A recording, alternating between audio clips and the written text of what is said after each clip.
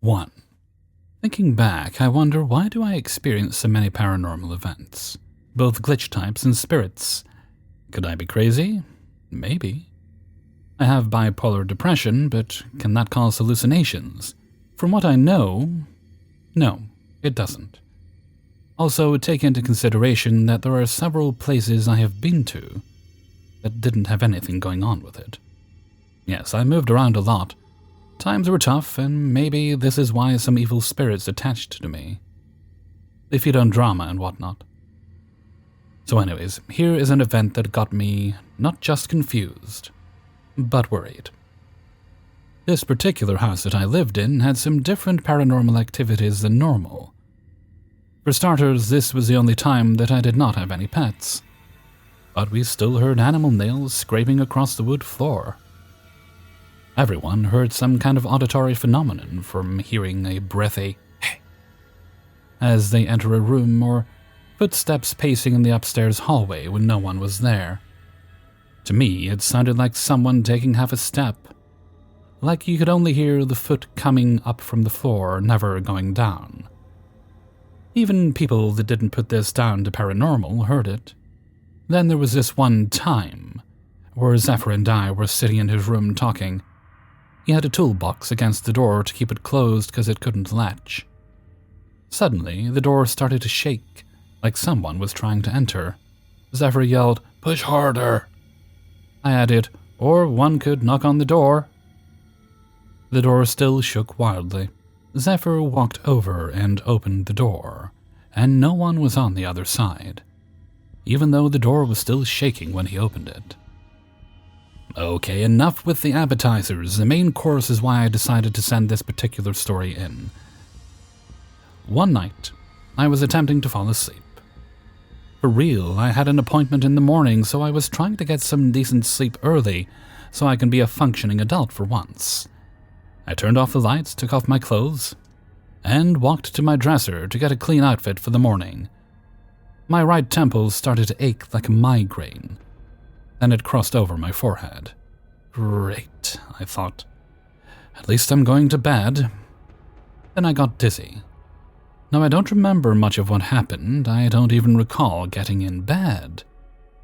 All I can recall is being confused, stumbling around my room and seeing these white eyes in front of my vision. I kept having this feeling that I need to push someone away from me. I woke up groggy in the morning like usual, but I had a pressure at my right temple. Zephyr and I got ready and left. He kept me company mainly because we had to walk everywhere, so we talked and junk of that nature. Along this way, we had this neighbor that had a yappy dog in their yard. I don't like dogs that much, story for another time, but dogs still like me. People have told me that I'm an animal whisperer. There are dogs that bark to keep you away and dogs that bark for attention. This yappy dog was very affectionate. Zephyr loves to stop and pet this little guy. He's the dog person. I usually stand aside and let him pet the dog till his heart's content. Zephyr walks up to pet his furry friend. The dog's tail was whipping around, trying to take off, then suddenly it stops.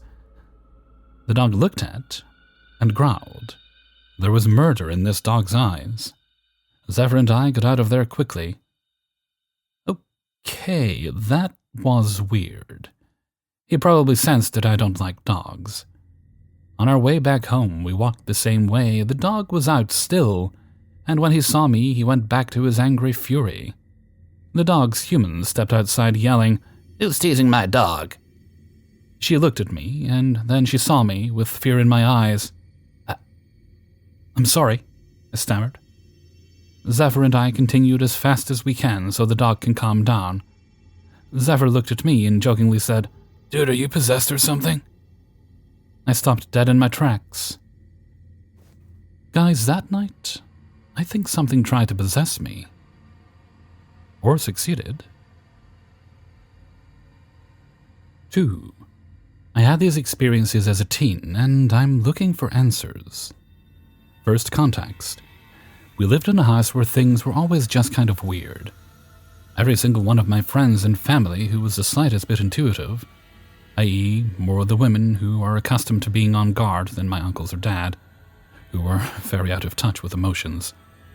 Independently expressed that our house, particularly the part of the basement that was fully underground, felt wrong.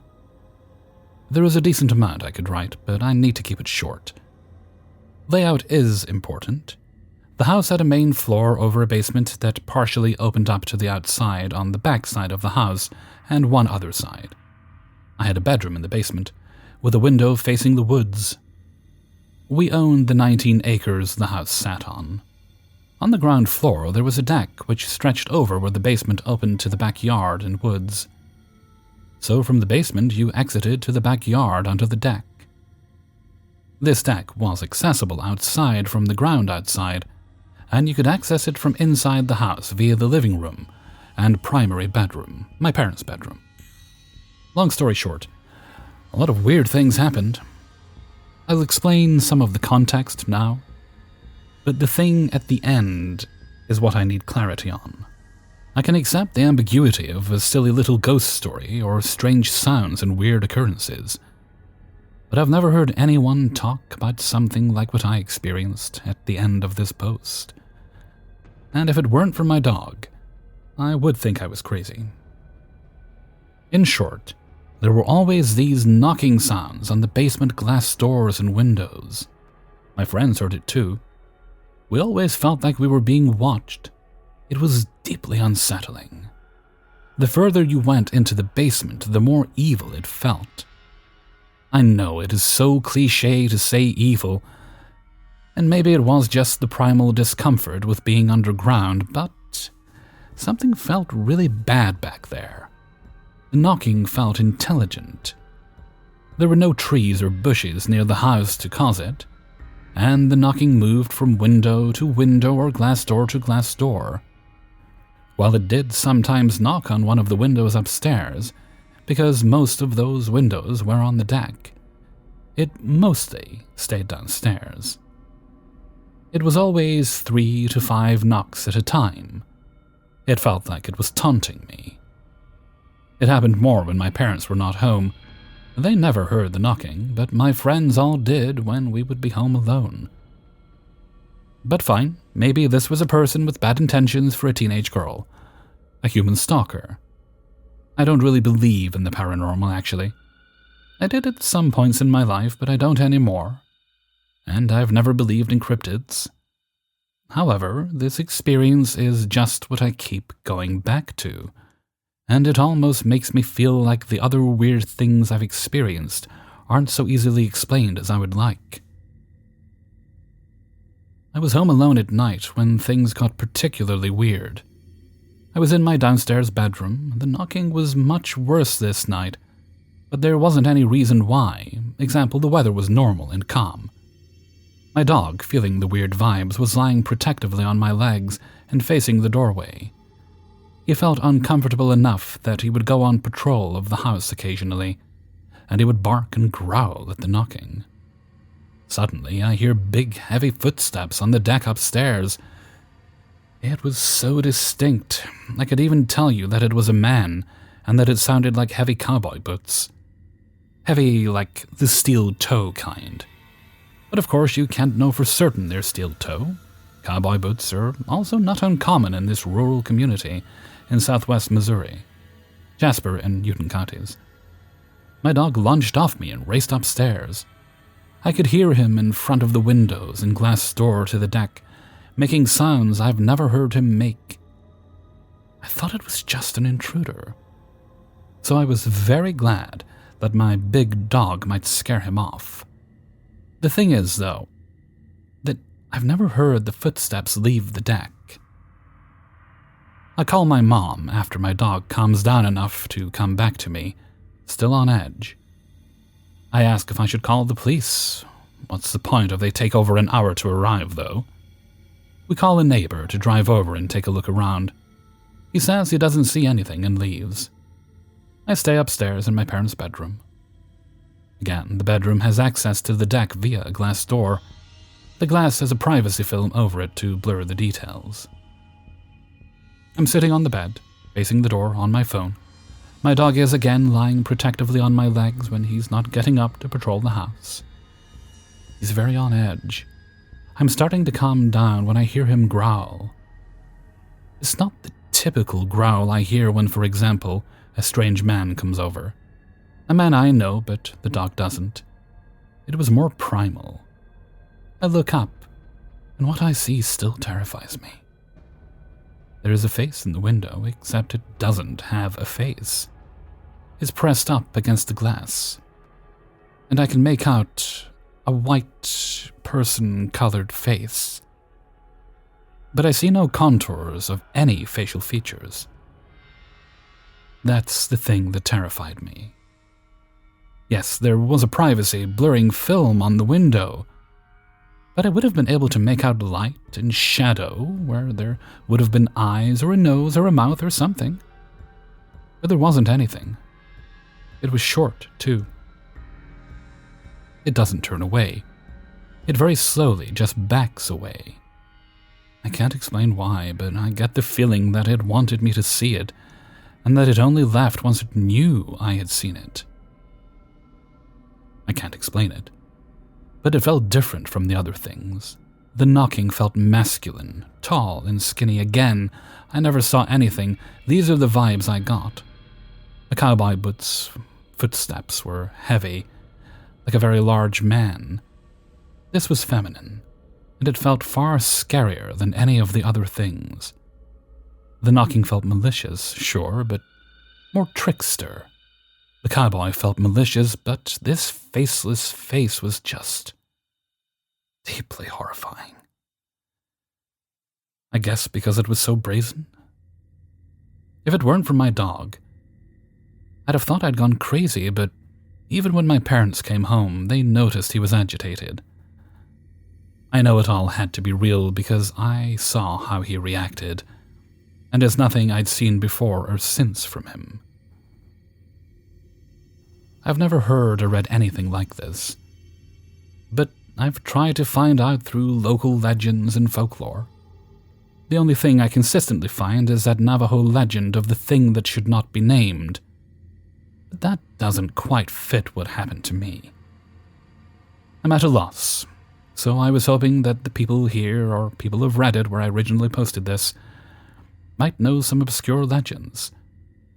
I guess I just wanted to know that I'm not the only person to have experienced this. Like I said before, I'm not really a believer in this stuff, but this one event literally keeps me coming back. Asking this question is literally the reason I made a Reddit account. Do you know anything about the faceless face in southwest Missouri? 3. Hello everyone. I'd like to share a possible paranormal experience with you all. I'm from Morocco, a small country in North Africa, known for the practice of witchcraft, black magic, or whatever you want to call it among the locals. My family is no stranger to it either. My grandparents, God rest their souls, claimed that they used to help people who were under the effects of curses and hexes. They would use the knowledge they had to try to break the curses, or refer the victims to someone who could if it was beyond their abilities. One of the people who they would refer victims to left a book in the hands of my grandfather before he passed. The family, my dad and his brothers, were told it was just for safekeeping since the owner had no close family of his own. I've heard only a few things about the book from my dad when I was growing up, and not directly for the most part. He would talk out loud on the phone with my uncles about it. He called it cursed and blamed it for my grandfather's worsening health. He suffered from schizophrenia, paranoia, and heart disease. It was odd because his symptoms would worsen a lot when he was at his own house. Whenever he stayed somewhere else, he'd be relatively fine. My uncles, who lived nearby, offered him to move in with them, but he refused every time, saying that he will die in the house he built with his own hands. And he did just that, not too long after. The entire family gathered for the funeral, including a 15-year-old me and my 3 similarly aged cousins. I'll spare you all the details, but we basically stole his keychain and went into the house looking for the book. We all heard the phone conversations about it and were too dumb to realize that it was basically burglary, but I digress. We went through my grandfather's room and searched all the drawers and containers until we stumbled across the right one. We opened it and there was the book. It was very normal looking, just a book with a dark brown, maybe leather cover that was obviously worn out. We huddled together and opened it, waiting for a genie to pop out, but nope. Just page after page of horribly misspelled Arabic and what I later recognized to be Hebrew. Some pages were torn from the back, but that was as interesting as it got. We couldn't understand it at all, even the Arabic parts. To give you an example, it would be like if someone wrote English and getting half the letters wrong. It's Roman alphabet, but it makes zero sense. So, we were very disappointed and decided to, instead, dare each other to take the book home and sleep with it under the pillow for a day. One of my cousins, Hamza, took the challenge and hid the book on him before we left. Later that day, our parents figured out we stole the keys and got into the house. But they just thought we went to hang out there, and all four of us got the belt treatment and were basically grounded for a few days. Once we managed to actually meet up and see what became of Hamza, we were scared shitless. It looked like he hadn't slept in days, and it turns out that he didn't. He told us that he had one nightmare after the other every time he tried to sleep, and sometimes he even heard knocking or chatter when he was awake or dozing off. His nightmares consisted of figures following him as he ran through the city in pitch-black darkness. Every time the figures got close enough to grab him, they would just disappear, and he'd hear their footsteps and breathing a bit further away. We were all terrified, and he said that we should burn the book and be done with it because it was the real deal. And the only reason he hadn't done it already was that he was locked at home for the most part, but I couldn't let it happen. Even as a teenager, I knew how poor my entire family was, and since that book was real, it would be worth millions to the right person. And I thought that burning millions when my family is barely scraping by would net me the biggest beating of my life. So I took the book from Hamza and decided to keep it until I had the chance to swipe the keys again and return it to its place before my dad found out. I went home quickly before my dad got back from work and stashed the book in my room, making sure to hide it as far away from my bed as possible. That night, I heard knocking on the door at around midnight. Went to open it but found no one there. That alone almost made me cry, so I tried to just not fall asleep. But that plan quickly fell apart because I had no PC or TV in my room, and not even a phone at the time. I slept and had the exact same nightmares as Hamza. At best, I got like 45 minutes before waking up drenched in sweat and tears, rinse and repeat until morning, and I was just too scared to go through it again. So I came clean to my dad and got the worst beating of my life. He took the book and told me to never talk about it ever. I don't know what he did with it, but I don't think he kept it in our house, since I never had the same nightmares or hallucinations again after that. The reason I remember the story now that I'm 26 and decided to share it was because of a detail that just came up recently. One of my aunts convinced my family to pool their money and fix up the old house, and during the process, they found a small hidden compartment with a metal box in it. I was there when they opened it. Inside, there were some pieces of jewelry that belonged to my long-dead grandmother, some old photos of my uncles and aunts, baby teeth, and shredded pieces of paper, all draped in a dirt-covered cloth. Is this paranormal? Now that I think about it, probably not. My grandfather, may he rest in peace, was diagnosed with schizophrenia and usually didn't take his medications out of stubbornness. The nightmares I and Hamza suffered were probably due to the stress of thinking we had a cursed object that would drive us crazy. The only part that can't easily explain is the knocking. We both heard it. And stress does not do that, but still, I would like to think that I had a paranormal experience that I can share with people who find that sort of stuff interesting. 4. I will try to be brisk here. This happened in 2020 when I was in college. Worked at a little on-campus fast food-style restaurant as a cashier for that year, doing the late shift about 7 to 11, or midnight on weekends. It was always me and one other person, but they were in the back during this whole experience. I'm having the usual semi-boring shift of taking orders and making milkshakes when this group comes in. 3 blonde girls and 1 guy, never seen them around campus. It was a smaller school, for reference. Guy is strange. I really don't know how to describe him otherwise. Looked plain, all things considered. Larger guy, shorter build, tan skin, dark hair. The only thing about him that seemed immediately odd was the eyes seemed to face opposite directions, and might have been mostly pupil, weirdly. Like they were dilated or something. Frankly, I assumed it was some sort of eye condition. Maybe he couldn't see very well or something, since he seemed a bit stumbly and wouldn't look at people when talking. But he commented on the size of one of the girls' burgers later on, so I wasn't certain. Still, that's not the thing here. That's likely nothing. Weird as this is going to sound, the guy had an aura. Like, palpably, the instant he walked in and entered my line of sight, I was just hit with this feeling of euphoria, like a high. It wasn't even that I thought the guy was interesting or good-looking or something rational like that. It was hard to describe. It's like the instant he was even vaguely close to me, the feeling just showed up. I genuinely felt suspicious of it. He and the girls came up to the cash register and ordered. He didn't order. I didn't even speak to him. But as soon as they got close, I got incredibly intense ASMR for no apparent reason. The real stuff, I mean, like the medical term. Not the relaxation feeling, the scalp-tingling sensation.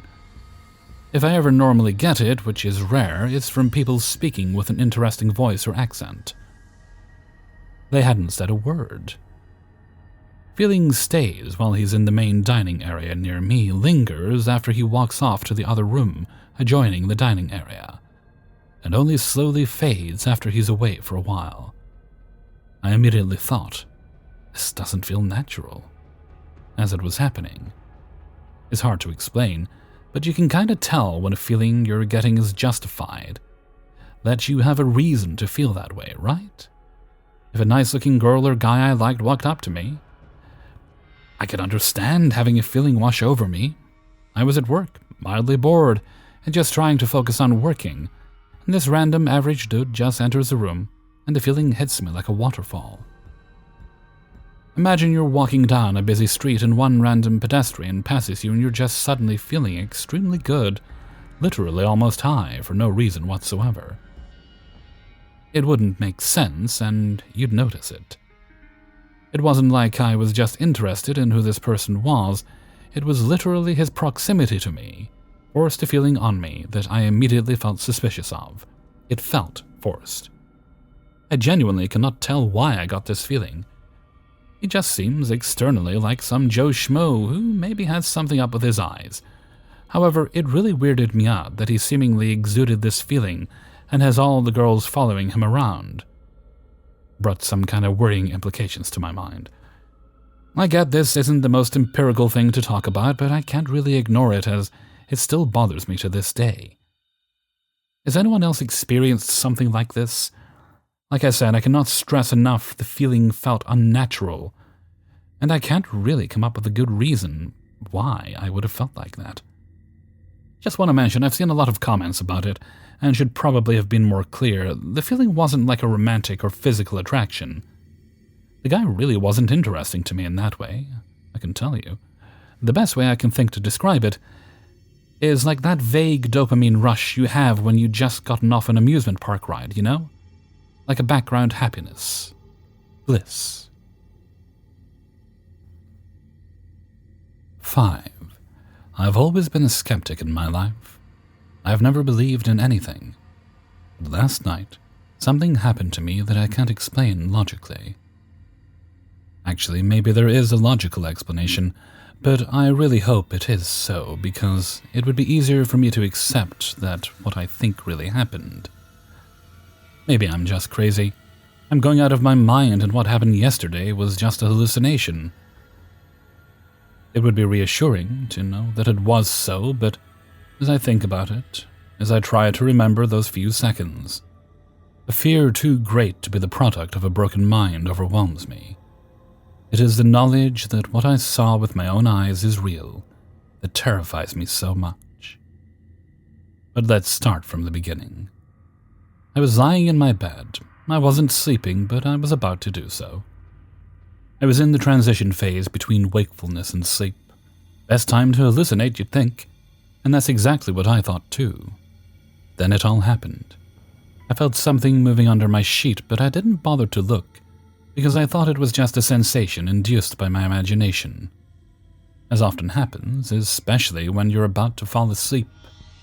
But then the sheet moved again, this time with more force, and in that moment I understood that something was actually moving. But I thought it was just the fabric that was sticking out of the bed and that falling generated movement. So I straightened the sheet and went back to sleep. Another motion. I was surprised, but thought again that it was the fabric falling off, and so I fixed it better, this time tucking it under my legs to prevent it from falling out again.